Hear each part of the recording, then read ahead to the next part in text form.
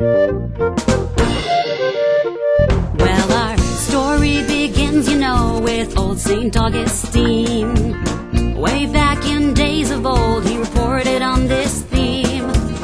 A mighty emperor had caught himself a pirate who was terrorizing people who were sailing on the open seas.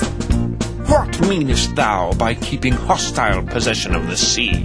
What meanest thou by seizing the whole earth? Because I do it with a petty ship, I'm called a robber, whilst thou, who does the same with a great fleet, art styled emperor. And old St. Augustine thought that was a pretty smart answer, 'cause there are pirates and emperors, but they're really the same thing. When they go and try to reach the same ends by using the same means, well, they do it big or they do it small, from a little tiny boat or from hallowed halls. Bully is as bully does, that's plain to see. Speaking of bullies, what would you say about a gang of vicious, low-down thugs who were trying to overthrow the government by attacking undefended civilian targets like schools, farms, hospitals, and outreach centers? Why, I'd say they were terrorists. I'm sorry, the correct answer is freedom fighters. At least that's what you called these thugs, aka the Contras, when you funded their campaign of terror and indiscriminate killing to overthrow the government of Nicaragua. There was trouble in the land of Nicaragua in the 80s, it's true. And Uncle Sam has always said this kind of thing just really won't do. So he paid for a bag full of dirty tricks and turned killers into heroes with a PR blitz. Well, freedom's sure a funny word for what the Contras did do. There are pirates and emperors, but they're really the same thing.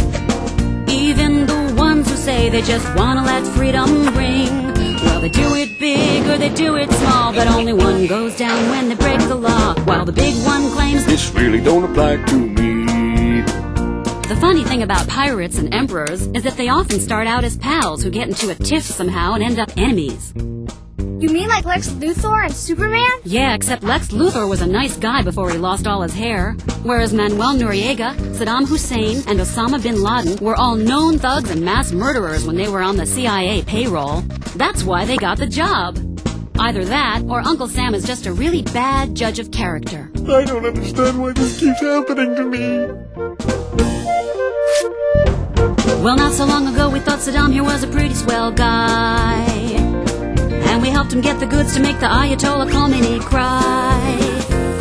But Uncle Sam decided it was not Saddam's fate to be the leader of his Middle Eastern client state that was sitting on top of a big, huge oil supply. Big and little thugs got thuggery in common, even if one's got stars and stripes on him. Bully is as bully does, that's plain to see. 'Cause if it looks like a duck and acts like a duck and quacks like a duck, it probably is a duck. A rose is a rose no matter how much it stinks. I resent that comment. I'm not a duck. I'm an anti-duck. I'm a counter-duck. Well, I'm more of a mallard, really. Why, I'm fighting a war on ducks. Any ducks come around here, I'm gonna blast them.